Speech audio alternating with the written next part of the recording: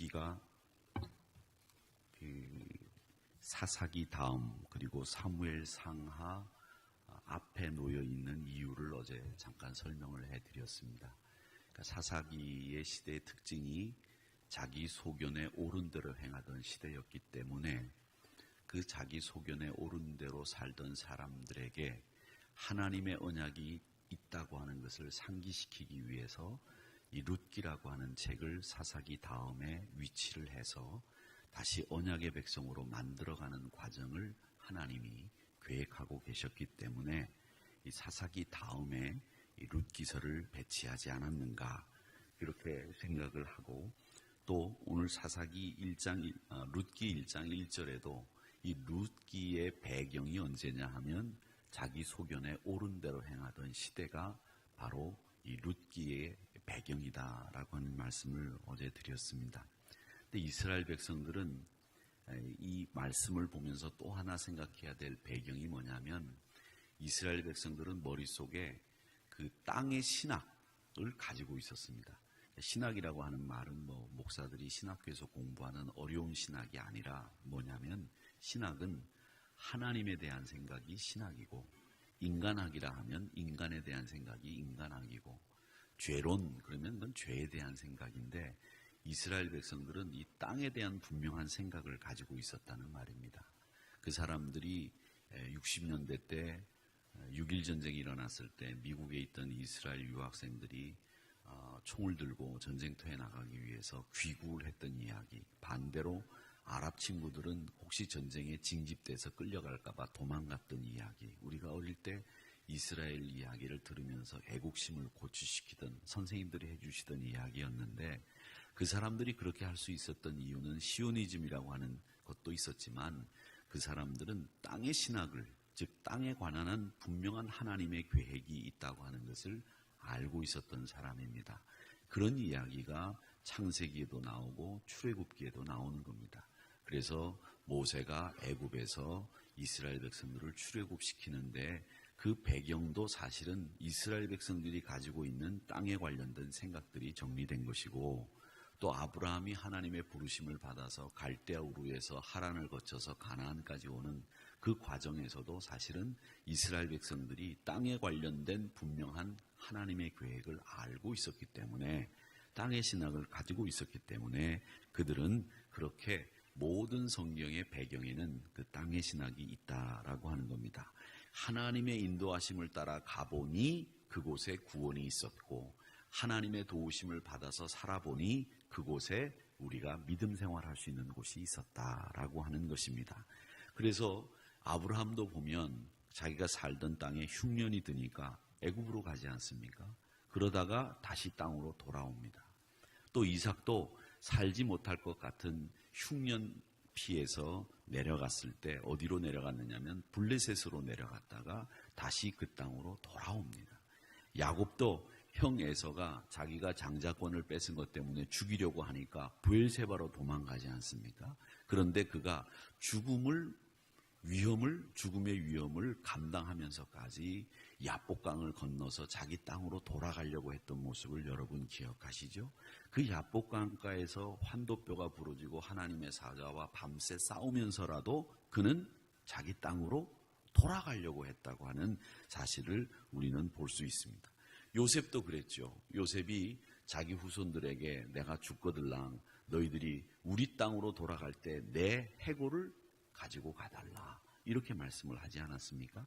그런 모든 것들은 이스라엘 백성들에게 땅의 신학, 땅에 관련된 하나님의 확고한 언약, 즉 헤세드, 이게 있었기 때문에 그 사람들은 자기 땅으로 돌아가려고 했다라고 하는 것을 알 수 있습니다. 이스라엘 백성들이 바벨론 포로로 끌려가서 70년 동안 그발 강가에서 그 사람들이 거기 있으면서도 자기 땅으로 돌아오려고 소망했던 것, 그 유명한 보니엠이라고 하는 흑인 가수들이 불렀던 그 노래 있지 않습니까? 바벨론 강가에서, 영어 이름은 By the Rivers of Babylon인가 하는 그런 노래인데, 그 노래의 가사가 시편 아닙니까? 그러니까 그 노래를 이스라엘 백성들이 바벨론 그 그발 강가 거기에서 하나님의 나라를 향해서 노래를 불렀던 이유는 그들이 땅에 관련된 확고한 신앙이 있었기 때문에 그랬다라고 하는 겁니다. 그러니까 그 땅의 신학은 뭐냐면 다른 말로 또 바꾸면 우리에게는 하나님의 품이 있다. 이걸 분명히 알고 있었던 사람들이 이스라엘 백성들이었다 하는 거죠. 그래서 이 나오미가 엘리멜렉 남편 죽었습니다. 말론과 기럨 두 아들 죽었습니다. 그런데 하나님이 이스라엘 백성들을 오늘 6절 말씀에 보면 이렇게 돼 있어요. 여호와께서 자기 백성을 돌보시사 이렇게 돼 있어요. 근데 우리가 가지고 있는 성경이 개역개정에는 돌보시사라고 돼 있지만 옛날 성경에는 이걸 권고하사라고 돼 있어요.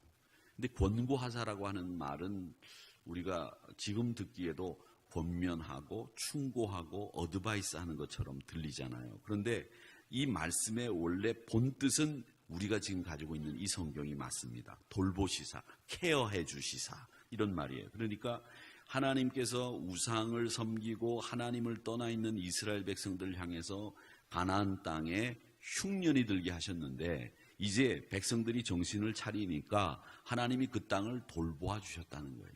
그래서 다시 양식을 주셨다 함을 듣고 이 나오미가 두 며느리와 함께 모압 지방에서 돌아오려고 했다. 즉, 이 말씀은 뭐냐면 이스라엘 백성들이 가지고 있었던 땅의 신학, 땅에 관련된 하나님과의 언약, 이게 나오미가 생각이 난 거예요. 아, 베들레헴이 하나님의 품이다.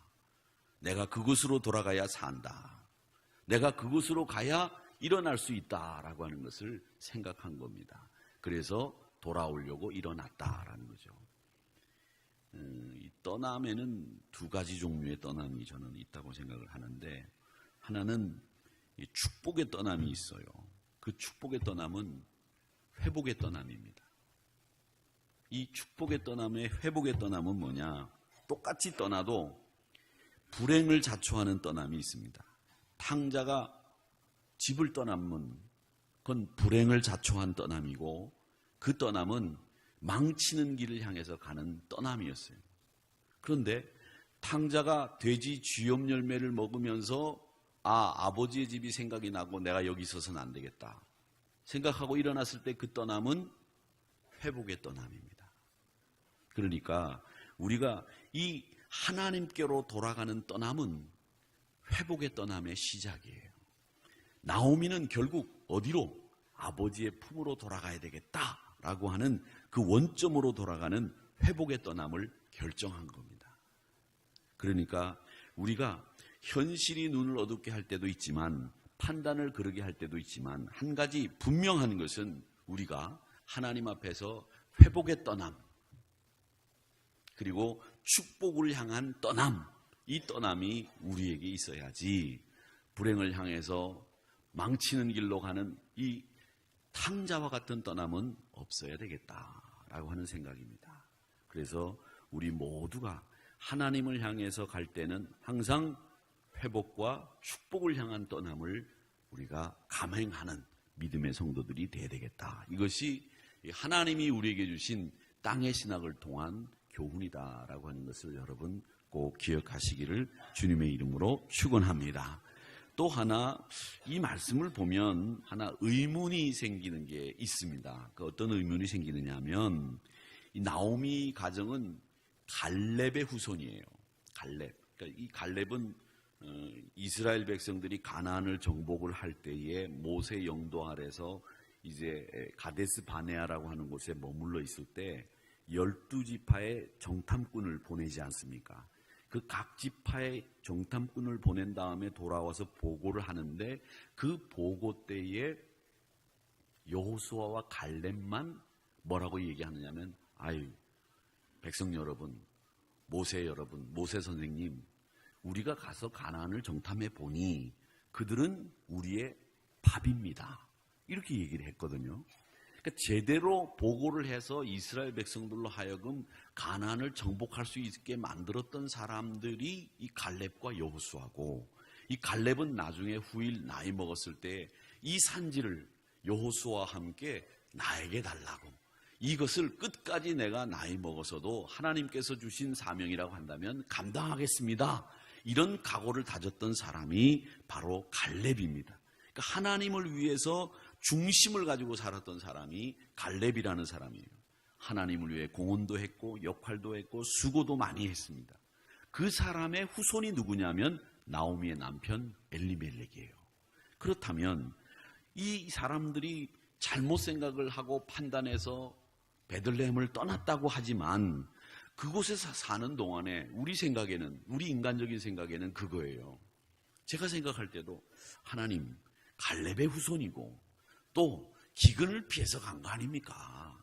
그렇다면 하나님이 이해해 주셔서 모압 땅에 가서 그 땅이 이방인의 땅이고 그모스라고 하는 우상을 섬기는 땅이라고 할지라도 그곳에 가서 하나님을 전파하고 신앙대로 사는 모습을 보여주고 많은 사람들에게 신앙에 덕을 끼치며 살면 꼭 죽일 필요는 없지 않습니까?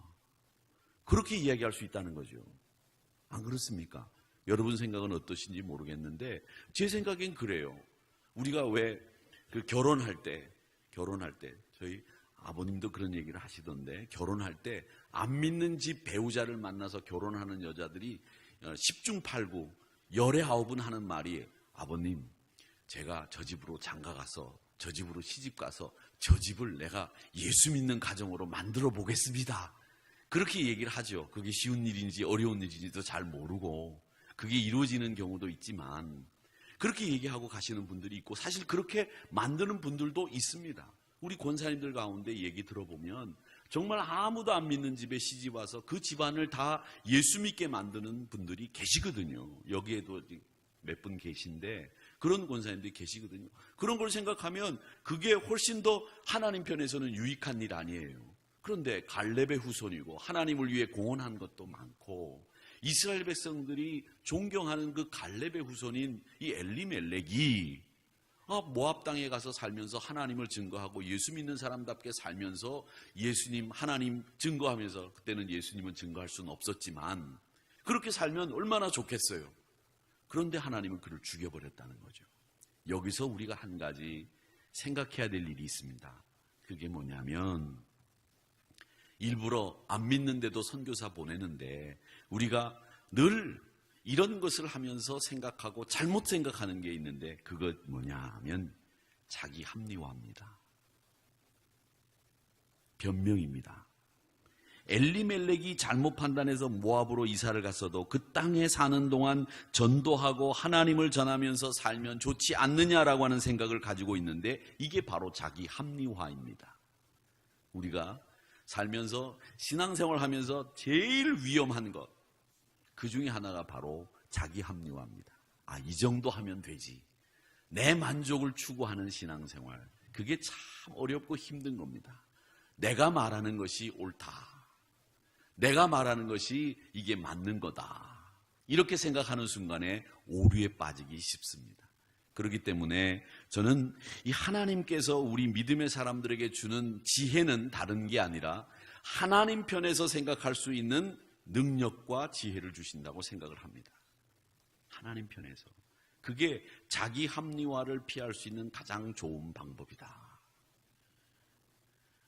저는 이 믿음의 사람들에게 있어서 이 자기 합리화를 벗어나기 위해서 분투하는 이 지혜를 가지고만 있어도 그분은 승리할 수 있는 신앙의 지혜자다라고 생각을 합니다. 그러니까 하나님이 우리로 하여금 하나님 중심의 생각을 할 수 있도록 만들어주시는 지혜 주님 윤창용 목사에게도 주시기를 바랍니다. 그렇게 기도하고 여러분들도 우리 자기 합리화와 자기 변명에서 벗어나서 내 의에서 벗어나서 하나님의 의를 추구하는 이런 믿음의 생활을 해야 되겠구나라는 생각을 오늘 이 말씀을 통해서 배우게 됩니다. 우리 뷰디 빌기는 하나님이 하나님의 자녀라면 이 길을 가야 되고 하나님의 자녀라면 그곳에 머물러야 되는 그 사실을 우리에게 일러주고 있는 이 말씀을 통해서 다시 한번 교훈 받으시면서 우리가 돌아가야 될 자리가 어디 있는지 서야 될 위치가 어디 있는지를 분명히 알고 그 위치와 그 자리에 서는 저와 여러분이 되시기를 주님의 이름으로 축원합니다.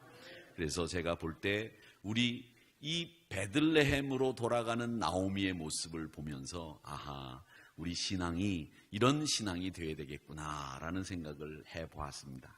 어제 저하고 어렸을 때에 신앙생활을 했던 분들을 만나 뵀습니다.